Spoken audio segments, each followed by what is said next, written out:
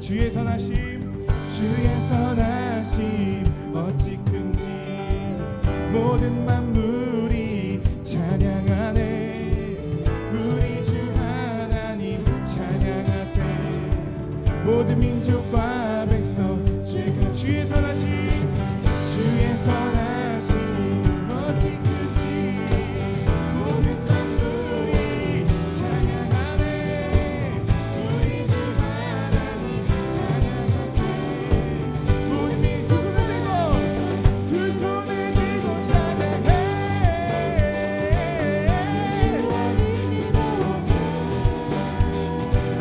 내 주의 선하심 보리 저 천국과 이 땅에서 우리 목소리 하늘까지 채워지네 이 노래로 한 가족으로 기뻐해 본향으로 우리 목소리 들고 고백합시다. 두 손을 들고 찬양해 두 손을 들고 찬양해 예수와를 즐거워해 내 주의 선하심 보리 저 천국과 이 땅에서 우리 목소리 하늘까지 채워지네 이 노래로 한 가족으로 기뻐해 본향으로 두 손을 들고 찬양해 두 손을 들고 찬양해 예수와를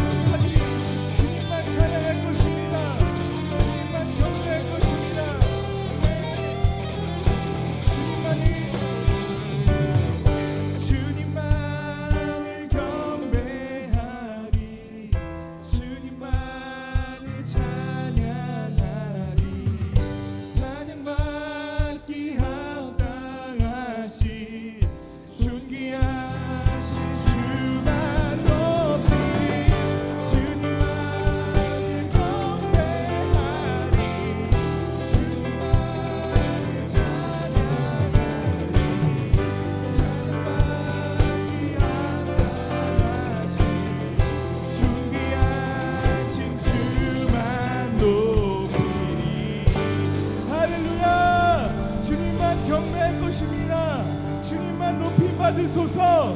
할렐루야.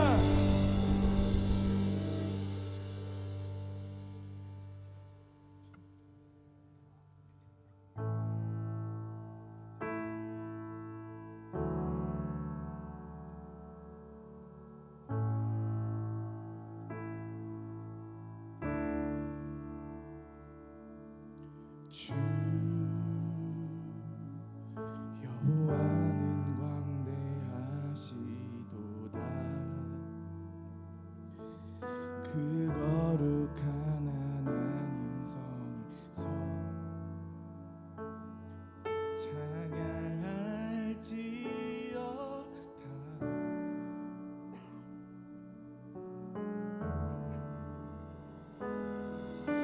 주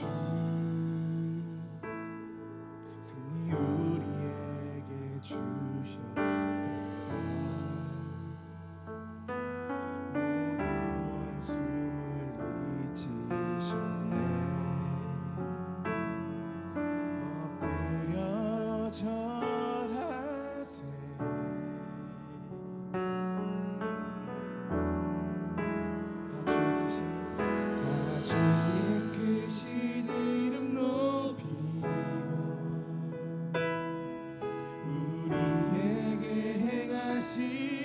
위대한 일 감사하세. 오 주의 신실하신 그 사랑 온 땅과 하늘 위에 계셔 홀로 영원하신 이름.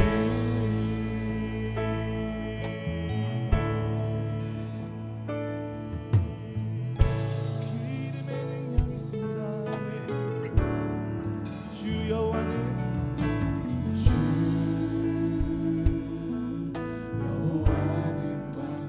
광대하시도다. 그 거룩한 하나님 성에서 찬양할지어다.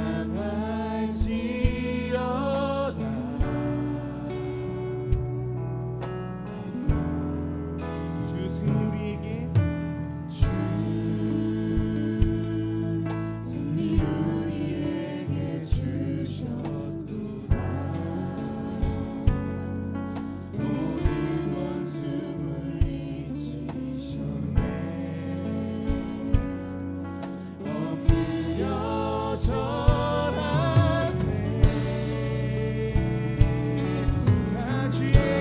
이름 높이며 다 주의 크신 이름 높이며 우리에게 행하신 위대한 일 감사하세. 오 주의 신실하신 그 사랑 온 땅과 하늘 위에 계셔. 다 주의 크신 이름 이름 높이며 우리에게 행하신 위대한 일 감사하세. 주의 신실하신 그 사랑 온 땅과 하늘 위에 계셔. 다 주의 크신 다 주의 크신 이름 높이며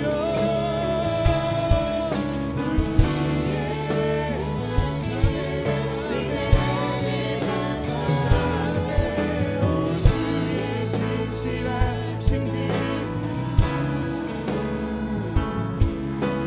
땅과 하늘 위에 계셔 홀로 영원하신 이름.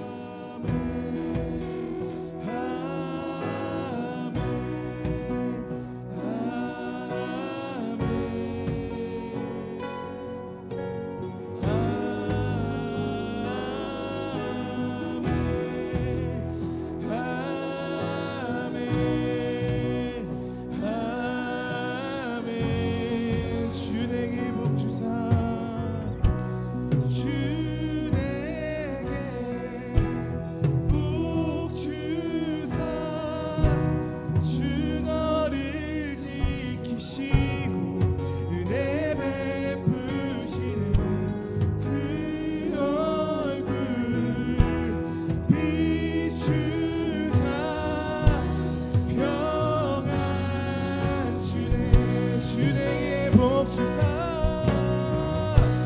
주 내게 복 주사 주 너를 지키시고 은혜 베푸시네 그 얼굴 비추사 평안 주네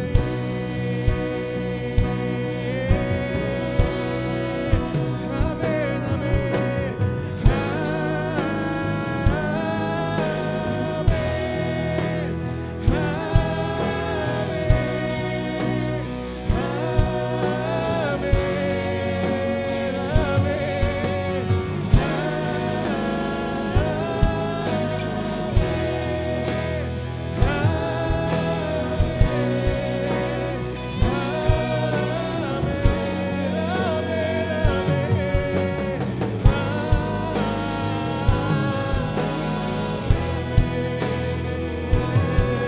그렇게 될 줄 믿고 감사하며 나갑니다.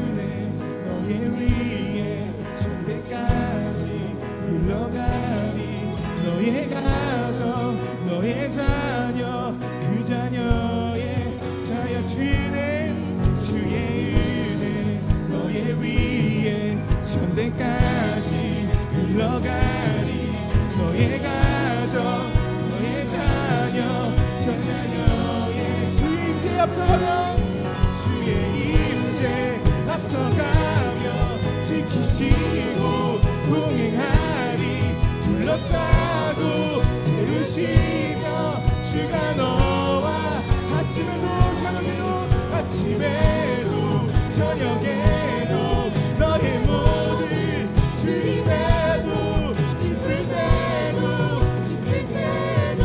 주님 너를 위하시네 위하시네 위하시네 위하시네 위하시네 위하시네 위하시네 위하시네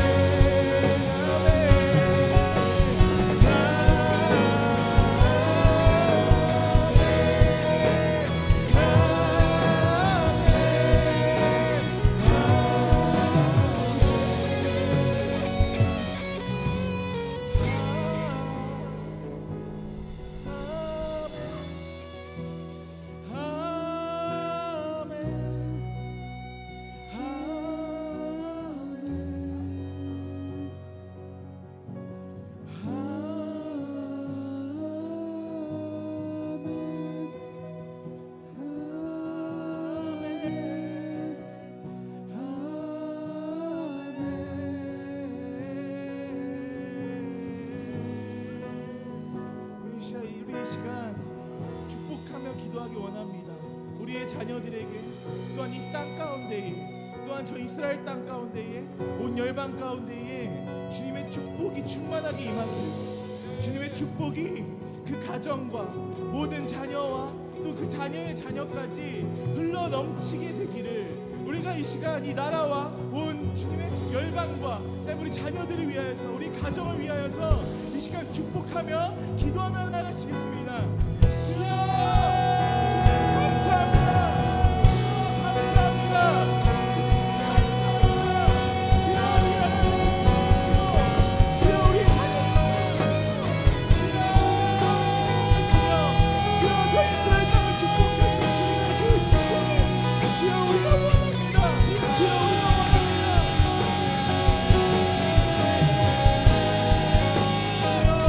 축복하소서. 우리의 자녀와 주여 그 자녀의 자녀까지, 주여 온 가정과 주여 이 한국 교회와 이 한국 땅과 온 열방에 주여 주님의 축복이 흘러넘치기 원합니다.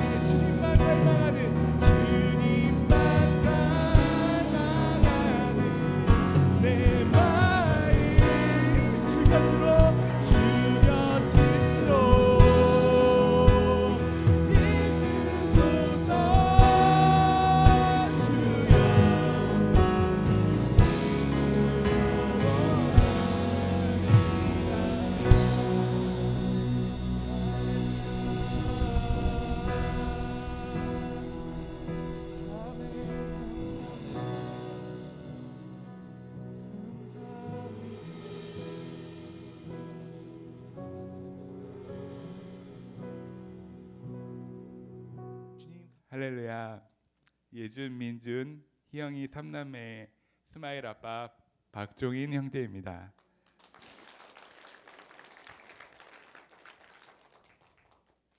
이번 주 바에히 그가 그리고 살았다라는 주제의 삶과 말씀을 전하게 되어 떨리고 기대함으로 올라왔습니다. 말씀 전하기 전에 기도하겠습니다. 살아계신 하나님 감사합니다. 이 시간 가운데 성령님이 임재로 충만케 하시고 말씀이 육신되어 오신 예수야를 만나는 시간으로 축복하여 주옵소서. 오직 주님이 행하신 일들만 드러나길 소망하고 감사드리며 다시 오실 예수야의 이름으로 기도드립니다. 아멘. 오늘의 본문 말씀은 창세기 47장 17절에서 28절에서 31절 말씀입니다. 다 같이 천천히 봉독하겠습니다. 야곱이 애굽 땅에 17년을 거주하였으니 그의 나이 147세라. 이스라엘 중 날이 가까움에 그의 날이 요셉을 불러 그에게 이르되 이제 내가 네게 은혜를 입었거든. 하온데 내 손을 내 허벅지 아래에 넣고 인애와 성실함으로 내게 행하여 나를 장사하지 아니하도록 하라. 내가 조상들과 함께 눕거든 너는 너를 애굽에 내어다가 조상들의 묘지로 장사하라. 요셉이 이르되 내가 아버지의 말씀대로 행하리이다. 야곱이 또 이르되 그가 맹세하라. 이스라엘이 항상 위해서 하나님께 경배하니라. 아멘. 네, 1부에서 한번 했는데도 많이 떨리네요. 네, 먼저 제가 만난 하나님에 대해서 나누겠습니다. 어려서부터 교회를 놀이터 삼아 신앙생활을 했습니다. 학창 시절 학교집 교회 생활을 하며 나름대로 성실한 생활을 하였습니다. 예배를 드리고 은혜도 받고 기쁨도 누렸지만 예수님과의 인격적인 만남은 경험하지 못하였습니다. 2002년 3월 첫째 주 수요일 12시 기도 모임. 대학에서 한국 대학생 선교회 CC를 통해서 좋은 순장님들을 만나고 예수님과의 인격적인 만남의 경험도 들을 수 있었습니다. 하지만 저는 지금까지 성실히 교회에서 종교 생활을 하였기에 오히려 예수님과의 인격적인 만남이라는 인생에서 가장 중요한 사건을 놓치고 있었습니다. 2학년 시절 CCC 공동체에서 나라와 민족을 위해 12시 기도 모임에 참석하였습니다. 2002년 3월 첫째 주 수요일 12시 기도 모임, 저에게는 이게 특별하게 지금까지도 기억이 나고 잊혀지지가 않는 시간이었는데 주께 가오니 그 찬양을 하는데 주께 가오니 날 새롭게 하시고 이 찬양을 하는데 갑자기 눈물이 터지면서 어찌할 수 없는 눈물이 터졌습니다. 다행히 동아리반 기도실에 있었는데 그곳으로 피해서 1시간 동안 저도 모르게 그냥 펑펑 울었습니다. 그러면서 그 순장님들이 말했던 예수님과의 인격적인 만남이라는 거를 제가 직접 체험하였습니다. 그동안 나 중심에서 살았던 자아를 회개하고 하나님 중심으로 살겠다는 고백과 성령 하나님의 부드러운 음성과 위로를 경험할 수 있었습니다. 그 단기 선교를 통해 한 영혼이 천하보다 귀하다라는 하나님 아버지의 마음을 품을 수 있었고, 한 달 동안 북한 접경지대를 포위하며 통일봉사단 기도 여행을 통해 한민족에 대한 하나님 아버지의 마음을 더욱 품을 수 있었습니다. 2005년 5월 31일 월요일 군 유격장에서 저는 군대에서 중대장님 운전병으로 군복무를 하며 고충 상담관과 군중병을 하나님의 은혜로 감당하였습니다. 저녁을 앞둔 130일 전 병장 하루 전 날이었었는데 두 번째 유격장에서 주님은 더욱 저를 더 깊이 새로운 삶으로 초청하셨습니다. 훈련에 앞서 PT 체조를 하다 마비가 오며 쓰러졌습니다. 지금도 기억이 나는데 많이 한 게 아니라 그 남자들 군대 갔다 오신 분들은 PT 체조 1번 아시죠? 예, 그래서 살짝 보여드리면은 네. 준비 딱 하나 둘 셋 하나 네. 이렇게 하는 건데 하나 그러다가 쓰러졌습니다. 많이 한 게 아니라 하나 그러다 순간 저도 그때 쓰러지면서 제가 20년이 19년 됐는데 마비 온다 하면 쓰러졌는데 그 이후로 이제 기억이 안 납니다. 예. 그 당시에 알지 못했지만 뇌혈관 기형으로 비정상적인 혈관으로 인해 피가 순환하다 높은 압력으로 뇌 속에서 혈관이 터진 것이었습니다. 20분이라는 골든 타임을 놓치고 군 침대에서 방치되어 있다가 사단장님 헬기로 이송되어서 의사를 통해 받은 진단은 뇌출혈이었습니다. 꾀병인 줄 알고 방치되었던 저는 그 당시 이제 군 산에서 이제 훈련하다 보니까 빨리빨리 해도 이게 빨리빨리 한 게 이제 그 오후 5시에 그 수술할 수 있는 그 수술실에 들어갔습니다. 예. 의사가 받은 진단은 뇌출혈이었고 꾀병인 줄 알고 방치되었던 저는 6시간 만에 수술을 받을 수 있었습니다. 20일간 혼수 상태 중환자실에서 사경을 헤맸습니다.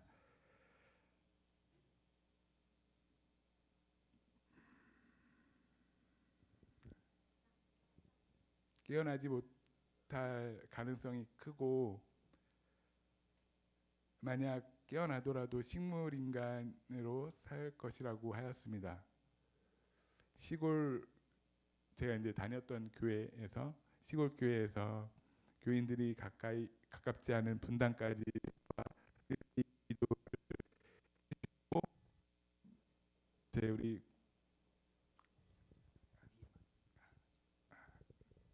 죄송합니다. 해주셨고 그 모든 저를 알고 있는 모든 분들이 기도해 주셔서 제가 기적적으로 깨어날 수 있었던 것 같습니다.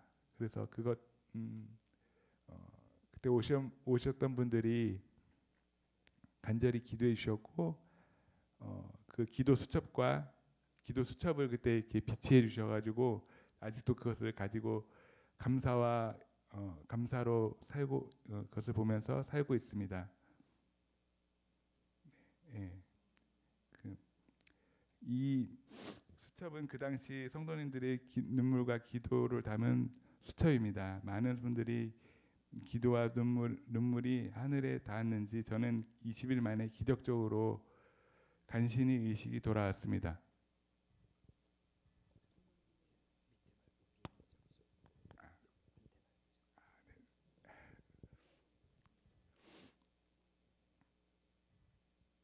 하지만 살아있음에 대한 감사도 잠시 모든 것이 예전과는 달라졌습니다. 혼수 상태 중 머리를 절단하여 뇌 수술을 받아 머리가 깨질 듯이 아팠고 그동안 영양을 공급하기 위해 목에는 큰 구멍이 뚫려 있었습니다.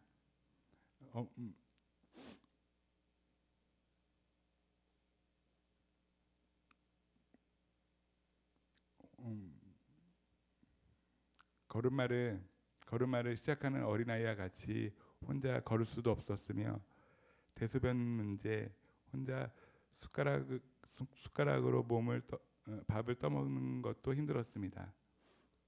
몸의 오른쪽은 마비로 인해 감각이 없었고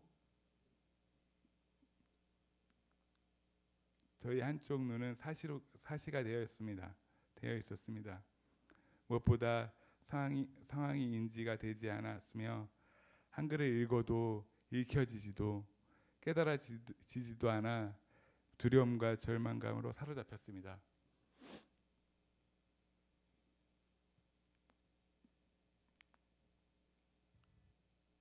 또한 수시로 마비가 오면 두려움과 공포가 극에 달했습니다. 그 사건을 계기로 저는 장애인과 감사하게도 국가유공자가 되었습니다. 글을 읽어도 이해되지 않았던 그 시절 하나님 도와주세요 라고 기도할 수밖에 없었습니다. 그리고 하나님만을 의지하였습니다. 우연히 펼쳐본 말씀에서 말씀이 살아나 육신이 되는 경험을 하였습니다. 보라, 처녀가 잉태하여 아들을 낳을 것이요 그의 이름을 임마누엘이라 하리라. 이를 번역한즉 하나님이 우리와 함께 하시다. 하나님이 이 말씀이 저를 살리는 말씀이었고 한글이 안 돼서 한글을 읽을 수 없었는데 이 말씀 하나를 붙잡고 그때부터 살 수 있었습니다. 말씀이 깨달아지는 은혜를 경험하였습니다. 하지만 한글이 대한 두려움이 여전히 존재했습니다. 기도 중 주님께서 깨닫게 하신 것은 군생활 가운데 보았던 말씀 암송 카드가 기억나고 말씀 암송으로 정면 돌파하라는 강하고 담대한 마음을 부어주셨습니다. 하나님의 말씀은 곧 길이고 진리고 생명이니 그 말씀 자체가 힘이 있고 말씀 암송을 통하여 잃어버렸던 한글을 다시 공부하고 되찾는 은혜를 경험하였습니다. 제가 의료공학을 전공하고 있었는데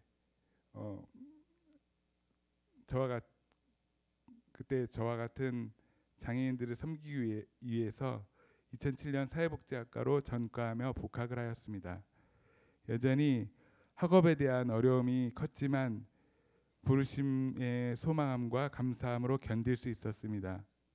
학업 중에 학업의 과부하로 인해 뇌전증 증상으로 필름이 끊기고 정신이 차려보니 병원 응급실에 누워 있었습니다. 눈을 뜨며 제 입술에서 고백되어진 건 하나님 감사합니다. 오늘도 생명을 연장시켜 주셔서 감사합니다. 이후 이 기도는 저의 삶의 근본이 되는 기도가 되었습니다. 졸업을 앞두고 주님은 제가 이 땅에 살아가는 존재 이유, 사명에 대해서 기도하게 하셨습니다. 6개월 기도 끝에 깨달은 주님의 음성은 내가 너를 살린 것처럼 너 또한 나와 함께 생명을 살리는 삶을 살아라. 주님의 그 콜링이었습니다. 저는 선명하고 분명한 부르심 앞에 감사와 영광을 돌리며 나 자신을 위해서가 아니라 우리 가정과 이웃과 지역사회 열방과 민족과 열방을 위해 쓰임받는 그릇, 깨끗한 그릇, 축복의 통로가 되는 것이라고 기도하며 살고 있습니다. 주님은 주님 같은 시간을 통하여 죽은 자의 삶이 아닌 살아있는 자, 살리는 자의 삶으로 저를 옮기셨습니다. 그리스도 안에서 죽음은 곧 생명과 연결됨을 고백합니다. 네, 마지막으로 2012년 10월 3일 수요일 아내와의 첫 만남입니다. 특별히 10월 3일은 제 생일이었습니다. 아내와의 첫 만남이 떨리고 설레었습니다.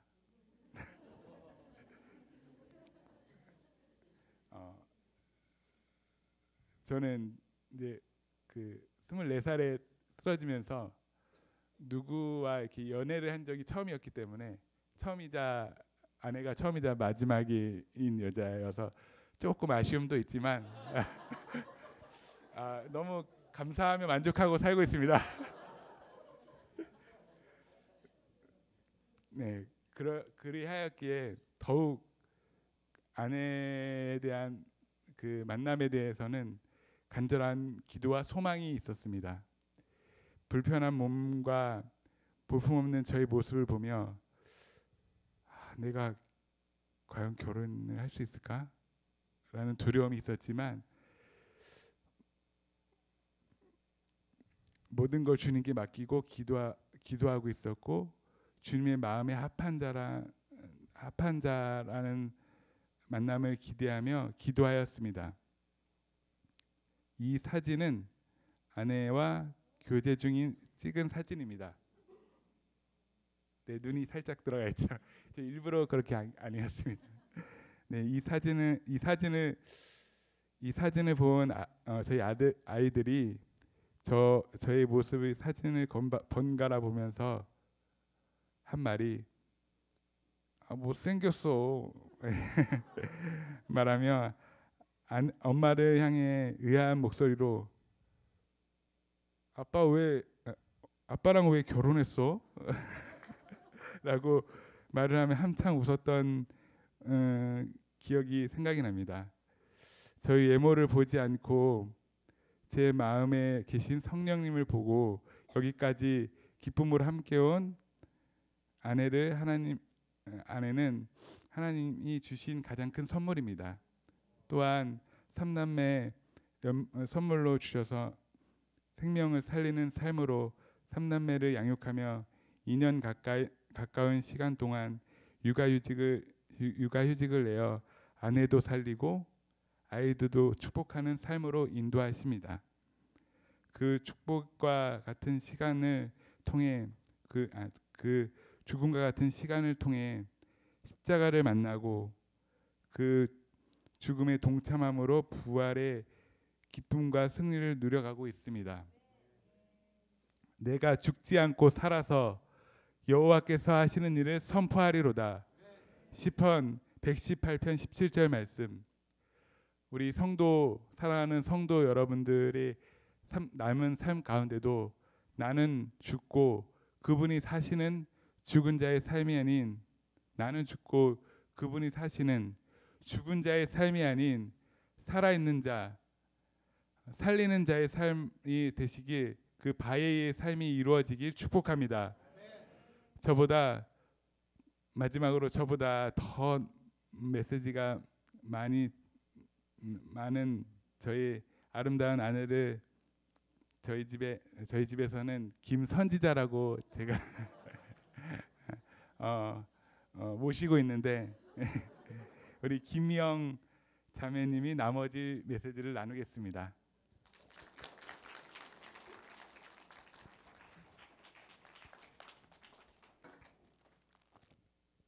네, 제가 바로 정인 형제가 기도의 응답으로 만난 그 아름다운 자매라고 하긴 좀 쑥스럽지만 여튼 그 자매입니다. 제가 어떻게 이 형제를 만나서 애아들을 이루며 가정을 이루어가고 있는지 나누기를 원합니다. 저는 20년 가까이 썬데이 크리스천으로 살다가 친구의 초청으로 주일날 출석 도장을 찍기 위해서 낯선 교회로 발걸음을 옮겼습니다. 스포트라이트가 없는 어두운 구석을 향해서 찾아들고 있었고 어느 날 갑자기 그 화려한 스포트라이트는 구석에 있는 저에게 비치는 것만 같았습니다. 그 교회는 나는 죽고 예수로 사는 복음을 전하는, 감사하게도 그 당시에 부흥하고 있던 교회였습니다. 저는 그 부흥의 파도에 올라타 십자가의 복음을 뜨겁게 경험했습니다. 제 가운데 태어나서 종노릇 하며 영원한 사망에 던져질 제게 십자가의 영광스러운 첫종에 임하게 하셨고, 성령 안에서 새롭게 태어나는 경험을 허락하셨습니다. 그 은혜에 푹 빠질 때쯤 첫 번째 성찬절이 돌아왔고, 그 구원하심에 감사해 주님께 무언가 드리고 싶은데 무엇을 드릴까 기도하는 중 주님은 저의 한 달 월급을 요구하셨습니다. 생각지도 못한 주님의 마음이기에 이거는 사탄의 속삭임이라고 생각을 해서 여러 번의 대적 기도를 했지만 그 마음은 더 분명해질 뿐이었습니다. 너무 괴로운 마음에 순종하지 않으니 하루하루 괴로움이 더해갔고, 그 마음의 순종에 저는 양재역 출구에서 사지가 절단되어 있는 구구라는 분께 한 달 월급을 주머니에 넣어드리며 고맙습니다 자매님 하고 온화하게 웃으시던 그분의 미소가 아직도 생각이 납니다. 저는 주님이 이 순종을 받으셔서 저의 인생 가운데 무언가를 더 해주실 줄 알았습니다. 저의 모자란 부분을 리모델링 해주시기를 기대했습니다. 사회 초년생인 저는 일반 디자인 회사에서 근무를 하던 중 하나님을 위해 디자인하라라는 마음을 받고 교계의 선교단체 안에서 디자인 업무를 맡게 되었습니다. 하나님을 사랑하는 사람들이 모여서 디자인하는 곳은 얼마나 행복할까라는 마음으로 들어간 회사에서는 첫 달부터 월급이 나오지 않았고 숱한 야근으로 몸은 지쳐갔습니다. 상식적으로는 당장 떠나야 할 상황이었지만 성령님은 이곳을 떠나지 말고 기다릴 것에 대한 마음을 주셨고, 그 가운데서 저는 십자가는 세워놓았지만 하나님의 성품과 상관없이 행해지는 수많은 불법스러움을 보게 하셨습니다. 너무나도 고통스러운 시간이었고 애통한 마음으로 울면서 직장을 다녔습니다. 하나님은 그 가운데서 가짜 안에서 진짜를 찾아가는 훈련을 시키셨습니다. 두 번째로 들어간 기독교 잡지회사에서는 아침에 사장님을 위한 예배가 끝나면 애통해한 직원들은 골방에 모여 하나님을 향한 예배를 따로 드렸습니다. 자취를 하고 있던 저는 월급을 제대로 받지 못하여 화려한 서울 한복판에서 내일 먹을 것과 당장의 월세를 걱정하며 기도하지 않고서는 한 걸음도 움직일 수가 없었습니다. 참 배고프고 춥고 가난한 청년의 시간을 보냈습니다. 주님과 저만의 약속이었기에 부모님께는 상황을 숨길 수밖에 없었습니다. 월급을 드린 순종 후 저는 주님께서 제 삶을 더 나은 삶으로 리모델링 해 주실 거라 기대했지만 성령에 이끌려 들어간 길은 광야의 삶이었고 저의 삶이 처참히 무너지는 바닥으로 추락하는 것만 같은 재건축의 시간이었습니다. 마치 독수리가 자기의 보금자리를 어지럽게 하여서 그 새끼 독수리를 낭떠러지로 계속해서 떨어뜨리는 것처럼 주님은 계속해서 저를 벼랑 끝으로 내모셨고 떨어질 때는 그분의 날개로 저를 받으셨고 저에게 힘찬 날개가 있음을 보여주시며 주님과 함께 그 창공을 나르는 자유함을 허락하셨습니다. 청년의 시간 동안 저는 꽃길이 아닌 가시밭을 걷고 있다고 생각했습니다. 그 가시로 아파하며 기도하는 중 주님께서는 한 가지 이미지로 저를 위로하셨습니다. 예수님께서 맨발로 저를 업고 가시밭길을 걷고 계셨고 주님의 그 발은 가시에 찔려 피로 물들어 있었습니다. 그 피는 예수와의 몸을 다 적시고 엎혀 있는 저에게까지 그 보혈로 제 몸을 다 적셔 주셨고 그 영광에 참여하게 하셨습니다. 그분의 등의 온기로 인해서 저는 상황과 상관없이 세상이 줄 수 없는 기쁨과 평안함 가운데 거할 수 있었습니다. 그렇습니다. 우리 모두는 그분을 직접 보지는 못했지만 따스한 주님의 음성을 들었고 그분과 눈을 마주쳤고 그분의 심장 뛰는 소리를 들었으며 무엇과도 비교할 수 없도록 그분을 사랑하는 분들이 이곳에 모여 있음을 봅니다. 청년의 시간 동안 광야의 길을 걷게 하시며 낮추셨고 다른 이들은 알지 못하는 여호와의 입에서 나오는 말씀으로 살게 하셨습니다. 죽음 같은 시간이라고 생각했던 시간들이 나는 죽고 예수와로 사는 산자의 삶으로 옮기셨습니다. 실패처럼 보이는 이 상황 속에서 승리를 거두게 하신 주님을 찬양합니다. 청년의 시간 끝자락쯤 캐나다에서 DTS라는 훈련을 허락하셨습니다. 내적 치유의 시간에 선교단체 안에서 오랫동안 미워하며 용서했다고 생각했던 상사가 있었습니다. 직원에게 폭력적인 모습을 보였고 저는 안찰이라는 명목으로 폭행을 당하는 일이 있었습니다. 27 어린 나이에 너무나 수치스럽고 억울했던 시간이었습니다. 용서하고 사랑하고 축복하라는 주님의 강건하심에 떨어지지 않는 입을 열어 억울함에 눈물을 흘리며 그 사람을 축복하던 날을 기억합니다. 그 일 후로 저는 하나님에 대한 원망함과 서운함이 제 안에 쓴뿌리로 있다는 것을 발견하게 되었습니다. 그 섭섭함이 터져나와 저는 하늘을 향해 마구 따졌습니다. 그 사람은 변한 게 없는데 왜 제가 먼저 용서를 해야 합니까? 제가 호구입니까, 주님?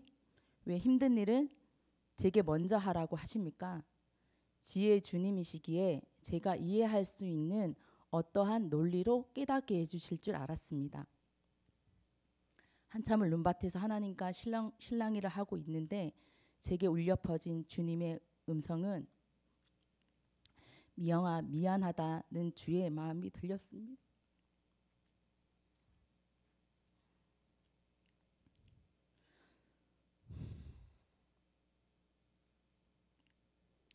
저는 그 음성에 화들짝 놀라 하나님께 다시 한번 따졌습니다.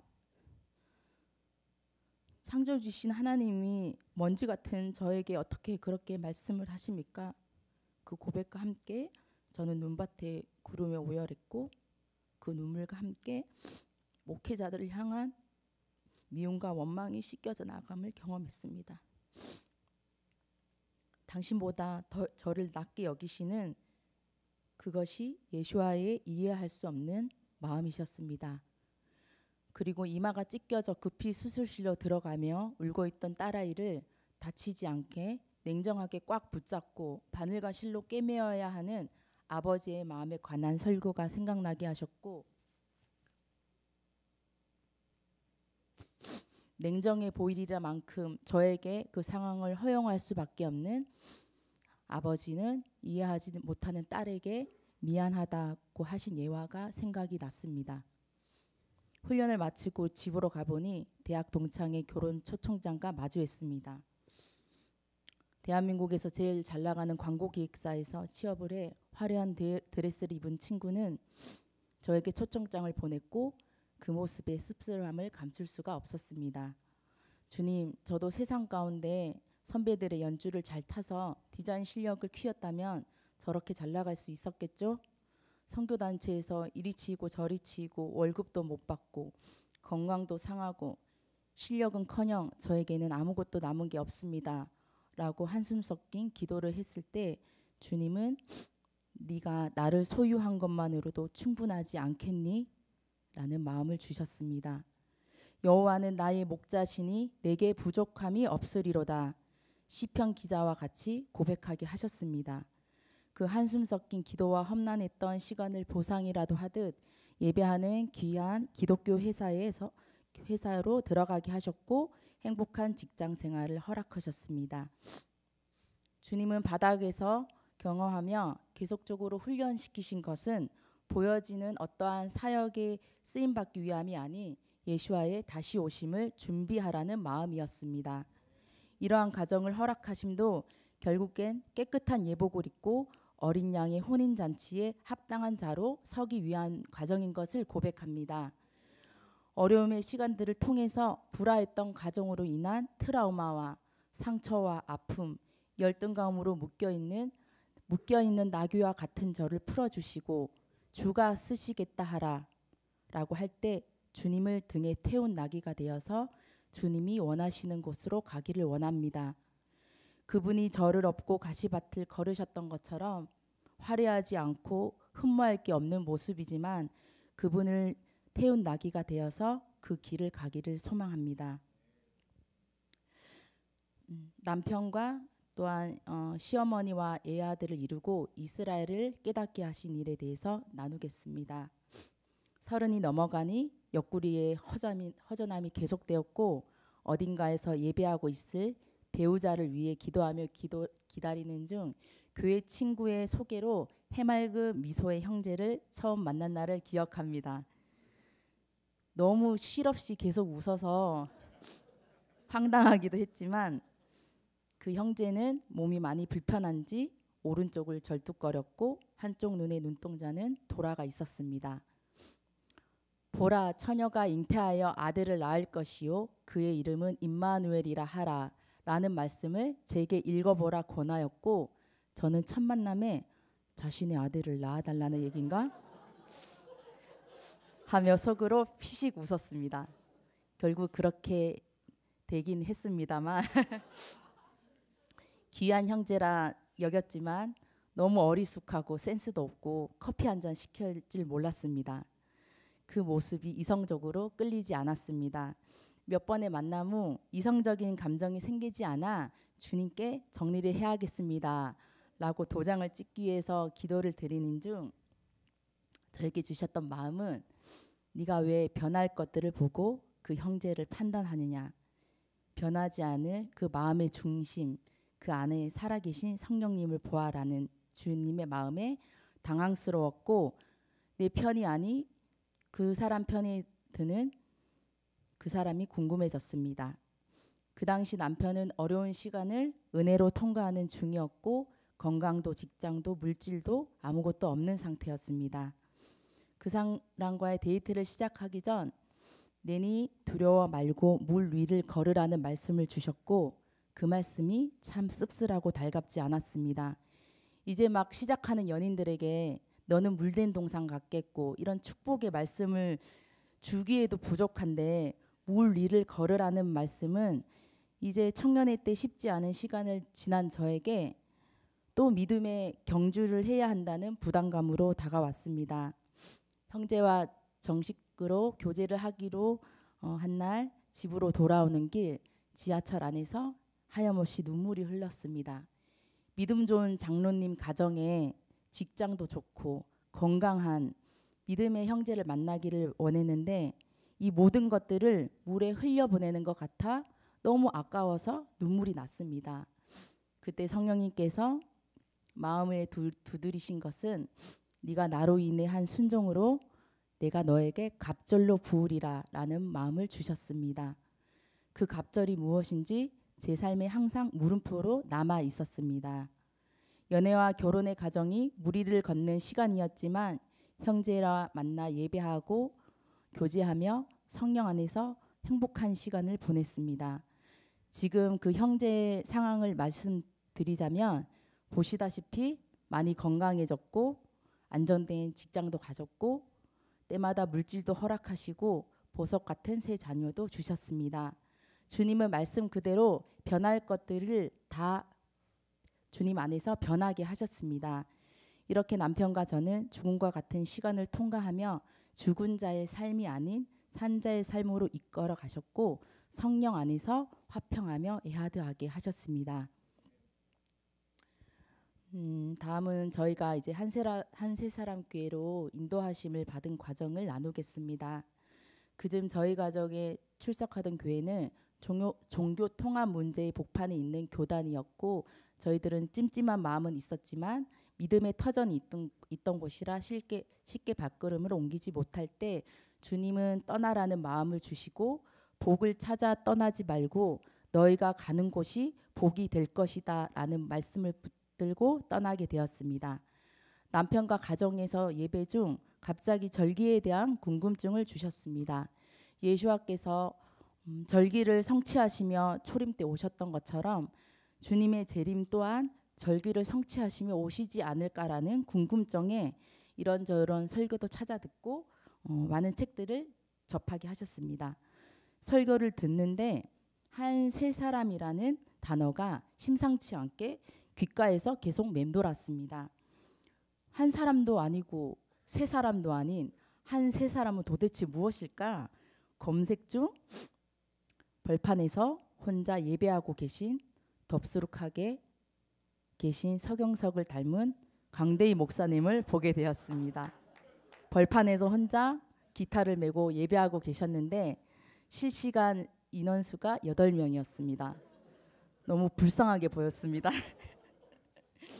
십자가가 아닌 촛대 그림이 걸려져 있었고 깃발과 낯선 광경에 위험한 교회일 수도 있다라는 의심이 들었습니다. 성령님께 묻고 기다리던 중 브레드 TV를 오랜만에 틀었는데 어디서 많이 본 듯한 얼굴이 나왔습니다. 그분은 서경석을 닮은 강대희 목사님이셨고 그리하여 저희는 주님이 이 교회로 인도하신다는 확신을 가지고 초신자의 마음으로 한 세 사람 교회로 와서 정말 어린아이와 같은 마음으로 하나하나 새롭게 배워가는 과정 가운데 있습니다. 저희 시어머니는 일찍이 남편과 사별하시고 죽었다 살아난 아들을 남편 삼고 사셨고 아직도 남편 없는 대가족 시집살이를 하고 계십니다. 저는 그 흐름 가운데 합류하게 되었고 고래 싸움에 새우가 등이 터지고 있습니다. 육체적으로 정신적으로 힘든 10년이라는 시간을 보냈습니다. 어느 날 시댁에서 고된 노동을 마치고 저희 시골은 참고로 저기 경기도 이천에 시골에 있습니다. 그 농사 짓는 밭이 마당에 한 7, 80평 정도 이렇게 텃밭도 일구고 계시고 되게 그런 환경입니다. 노동을 마치고 잠시 쉬려고 누웠는데 결혼 전에 주셨던 말씀, 내가 갑절로 내게 갚아주리라는 말씀에 대해서 성령님께서 번뜩 깨닫게 해주셨습니다. 어머니는 과부였고 저희 아주버님은 일찍이 부모님을 여의고 고아처럼 성장하셨고 집안 행사 때마다 마주하며 함께 일하는 베트남에서 오신 나그네와 같은 작은 집 며느님이 있습니다. 하나님이 특별히 챙기시는 그분들이 저의 주변에 다 계셨습니다. 굳이 찾아 나서지 않더라도 그분들을 주의 사랑으로 대할 때 받을 상급이 갑절이라는 마음을 주셨습니다. 개인적으로 룻기 말씀에 대한 부담감이 있습니다. 쉽지 않은 시집살이의 과정이었기에 시모를 모시는 룻의 여정이 너무나 부담스럽게 느껴졌습니다. 하지만 주님은 룻과 나오미의 관계를 통해서 저와 시어머니의 관계를 통해서 이방과 이스라엘 관계로 풀어나가셨습니다. 일찍 남편과 사별하고 죽음 가운데 살아난 아들의 기쁜 결혼 소식에도 불구하고 세월의 상처와 트라우마로 며느리의 존재를 기쁨으로 받지 못한 것처럼 이스라엘 또한 역사적인 상처와 트라우마로 이방신의 모습을 하고 온 예수아를 받아들이지 못하는 과부되었고 고아되었고 나그네된 모습을 떠올리게 하십니다. 보아스를 통해서 룻에게 떨어진 이삭을 주어서 시어머니에게 가져다 주라 하신 것처럼 예수아를 통해 누리고 받은 사랑을 시어머니에게 전하며 이방교회의 충만함으로 이스라엘을 섬겨야 할 것을 깨닫습니다.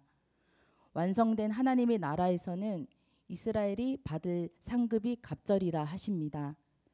과부된 이스라엘을 섬기는 한 세 사람 또한 주님 앞에 받을 상급이 갑절이 되지 않을까 생각해 봅니다. 국가적인 이스라엘을 넘어서 평범해 보이는 일상 가운데 우리 주변에 이스라엘은 숨겨져 있습니다. 주님은 그 보석을 캐는 자로 저희를 부르셨습니다.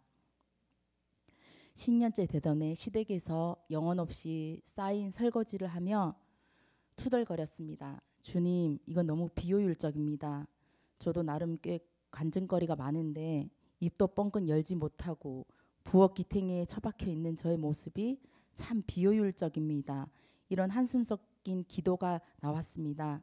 그때 성령님께서 제 마음에 두드리신 생각은 향유 옥합이 깨어져야 향기가 난다라는 말씀이셨습니다. 김미영이라는 이름이 처참히 깨어지고 있었습니다. 향유 옥합을 깨트린 마리아는 제자들보다 먼저 주의 마음을 알아서 그의 십자가의 죽으심을 예표했고 예수와의 부활의 첫 증인이 되었습니다. 저 또한 주께서 다시 오실 때 주님을 가장 먼저 맞이하는 영광을 누리게 해달라는 기도가 되었고, 누군가를 위해서 김미영이라는 옥합이 깨지는 건 고민해야 할 문제지만 주님을 위해서 깨어지는 것이라면은 아깝지 않다라는 고백을 받아내셨습니다. 여기까지 여정 가운데 주님은 제게 몇몇의 거림과 만남을 허락하셨습니다. 한 번은 복음을 전하고 짧은 교제 후 8월에 다시 만납시다 하고 손을 흔들며 바삐 갈 길을 가던 노숙자가 8월 31일 마지막 날 정말 만날 수 없는 상황에 저의 눈앞에 나타났고, 저는 그분이 거린의 모습을 하고 온 예수와라고 직감했습니다. 위대한 지도자나 왕의 모습이 아니라 초라한 거린의 모습으로 오시는 그분이 이해가 되지 않고 너무 속상했습니다. 자기를 높이는 자는 낮아지고 자기를 낮추는 자는 높아지리라 라는 말씀이 떠오르게 하셨고, 장차 가장 높은 자리에 앉으실 그분이기에 이 땅에서 낮은 자의 모습으로 온 것이라 생각됩니다. 예수와의 초림 때 종교 지도자들과 마음이 높은 자들에게는 주님의 탄생을 숨기시고 목동과 기도하는 자에게 은밀히 보여셨던 것처럼 예수와의 다시 오심을 준비하는 저희들에게도 마음이 낮아지지 않으면 그분을 온전히 맞이할 수 없다고 하십니다. 지극히 작은 자, 과부와 나그네와 고아를 섬기는 것이 그분이 오실 길을 예비하는 것이란 마음을 주셨습니다. 부모와 자녀가 연합되고 며느리와 시어머니가 연합되고 가난하고 소외된 자들과 이방과 이스라엘이 연합되었을 때 주님은 그것을 왕의 대로 삼아서 다시 오실 것입니다. 네, 말씀으로 마무리를 하겠습니다. 이번 주 말씀은 바예히, 그리고 그가 살았다, 생존하다, 부활하다라는 뜻을 가지고 있습니다. 역설적으로 이번 주 이야기는 야곱과 요셉이 죽은 이야기를 살았다라고 표현하고 있습니다. 살았다와 죽었다는 같은 한 사람을 통해서 나올 수 있는 표현입니다. 요셉이 아버지와 함께 살았던 횟수 17년과 야곱이 130세에 애굽에 들어와 17년을 살았던 것은 우연의 일치가 아닐 것입니다. 감사하게도 저도 예수와를 저의 주님으로 맞이한 지 17년째가 되는 해입니다. 17이란 수는 죽음과 생명 그리고 부활과 번성을 나타내는 숫자입니다. 하나님은 지금 저희에게 묻고 계십니다. 너는 지금 살아있는 자냐, 죽어있는 자냐? 먼저 야곱이 살기 위해서 약속의 땅에 대한 언약을 붙들고 이스라엘 땅에 자기를 매장해 달라고 맹세하게 합니다. 단순히 매장지의 문제가 아니라 삶의 본향, 하나님 나라의 약속의 땅에 속한 자임을 선포하는 것입니다. 하나님 나라와 장차 새롭게 될 이스라엘한 약속의 땅을 향한 언약을 붙들어야 합니다. 그것이 죽어가는 것들을 살아내는 것으로 바꾸는 길입니다. 또한 야곱은 마지막 17년을 축복하는 자로 자신의 삶을 살았습니다. 우리가 축복할 때 우리 또한 살게 됩니다. 이제는 축복을 받는 삶을 넘어서 축복을 하는 자로 남은 삶을 채우기를 소망합니다. 이 시간에 대표적으로 유다와 베냐민의 축복을 살펴보겠습니다. 먼저 유다에게 주신 축복은 내 손이 내 원수의 목을 잡을 것이다 라고 말씀하신 것처럼, 원수의 목을 잡는다는 것은 멱살을 잡아 승리한다는 뜻도 되겠지만 역설적으로 전에 원수되었던 형들의 목을 안고 용서했던 요셉과 같이 주님 안에서 용서와 하나됨을 이룰 때 그것이 대적의 숨통을 끊는 일이라 말씀하십니다. 이스라엘이 원수되었던 이방교회를 안고 하나 되어 주님 앞에 나아가는 일이 유다에게 주신 하나님의 축복인 것을 보게 됩니다. 앞전에 고백드렸던 선교단체에서 안찰이란 이름으로 폭행을 당한 후 용서하지 못했던 그 설교자와 그의 가정의 치부를 드러낼 수 있는 자료들이 제게 있었습니다. 저는 여리고성을 침묵 가운데 돌라는 그 말씀을 붙잡고 주님께서 사인하시면 그 사람에게 복수할 날만을 기다리고 있었습니다. 주님이 사인이 떨어지면 와 하고 함성을 질렀던 이스라엘 백성과 같이 저에게 승리 주실 날을 기다리고 있었고, 여리고성을 도는 마지막 기도의 날 주님은 모든 자료를 찢어버리라는 마음을 주셨고, 그 마음의 순종에 자료를 찢으며 억울함에 눈물이 났으며, 그 자료들이 찢어지는 순간 제 안에 그 사람을 용서하지 못하는 견고한 여리고성이 무너짐을 보았습니다. 그 예기치 못한 갑작스러운 만남이 있었고, 그분의 어떠함과 상관없이 가벼운 포옹 인사를 하며 용서했고 도리어 그 사람의 삶을 축복하게 하셨습니다. 두 번째로 베냐민에 관한 축복입니다. 베냐민은 물어뜯는 일이라 아침에는 빼앗은 것을 삼키고 저녁에는 움킨 것을 나눌 것이다. 베냐민은 라헬이 낳다가 죽은 아들입니다. 마치 이스라엘이 멸망하는 것과 같이 동시에 교회가 새롭게 출현한 것과 같습니다. 대적에게서 다시 하나님 나라를 되찾는 것이 신부된 교회의 사명입니다.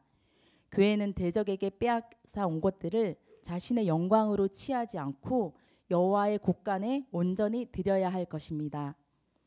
말씀을 마무리하며 그림을 좀 띄워주시겠어요? 이 그림은 제가 배우자를 위해서 기도하며 주셨던 내용이라 나눔에 있어 머뭇거렸지만 계속적으로 한 세 사람 교회를 향한 메시지라는 확신을 주어서 이 시간 나누려고 합니다. 하나님께서 보석이 박힌 반지를 끼셨는데 바깥쪽을 향해서 끼시는 게 아니라 손바닥 안쪽을 향해서 끼셨습니다. 주님 왜 반지를 안쪽으로 끼셨습니까? 라는 의문에 주님은 손바닥을 움켜쥐셨습니다. 그리고는 다른 이들이 반지의 아름다움을 보고 탐하여 흠집이 날까 내가 내 손바닥에 숨긴다라는 마음을 주셨습니다. 주께서 한 세 사람 교회를 이와 같이 아끼시며 흠집 나지 않게 당신의 손바닥에 숨기실 것입니다. 전능하신 여호와께서 말씀하신다. 내가 내 보물을 챙기는 날에 그들이 내 백성이 될 것이다. 아버지가 효성이 지극한 자기 아들을 아끼듯이 내가 그들을 아끼겠다. 말라기 3장 17절 말씀. 대적에게 우리 자녀와 예배와 사랑과 용서라는 이 노량목들을 매일 아침마다 끊임없이 되찾아오는 교회가 되기를 기도합니다. 용사의 심장을 가지고 현숙한 여인처럼 대적에게 그 탈취물을 빼앗아 와서 저녁에 가족과 동력자들과 나누며 신랑을 흡족하게 하는 신부된 한 세 사람 교회가 되기를 축복합니다. 남은 시간을 죽어가는 것이 아닌 살아가는 바예히의 삶을 사시기를 축복합니다. 감사합니다.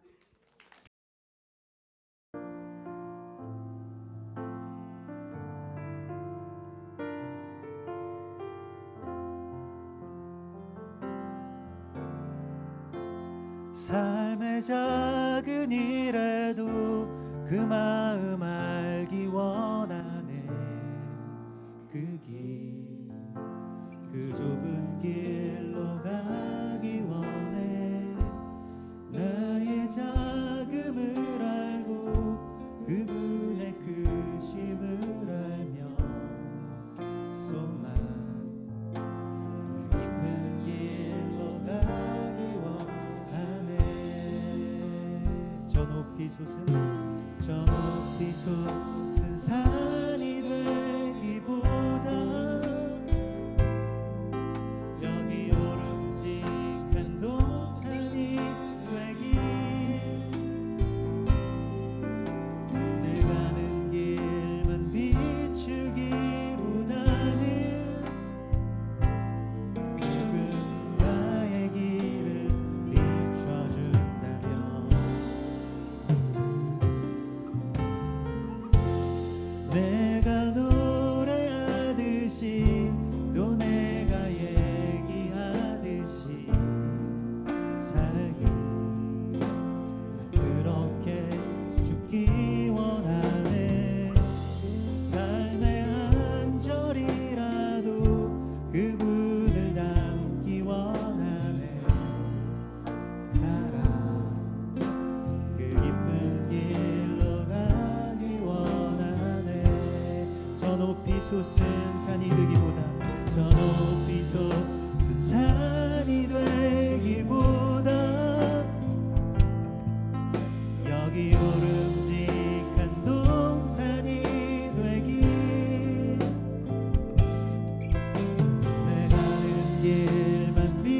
주기보다는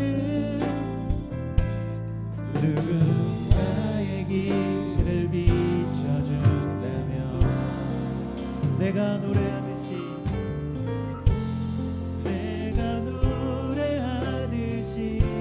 또 내가 얘기하듯이 살기 난 그렇게 죽기 원하네. 삶의 한 절이라도 그분을 닮기 원하네. 살아 그 깊은 길로 가기 원하네. 그 깊은 길로 가기 원하네.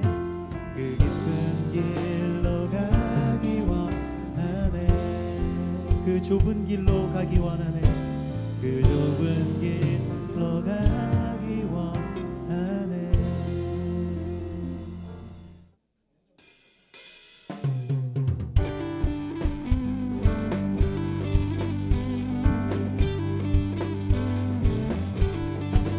주의 집에 기쁨이 있네. 모으니 함께 노래해. 지나가니 다가올 일들 주 이루실 모든 것을 이전 것들 벗어버리고 그때 향해 나아가세. 주 날 위해 예비한 기쁨 그 기쁨은 오거리라. 두 손을 들고 찬양해. 내 주와를 즐거워해.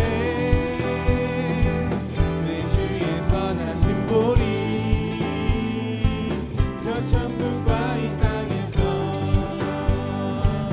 우리 목소리 하늘까지 채워지네 이 노래로.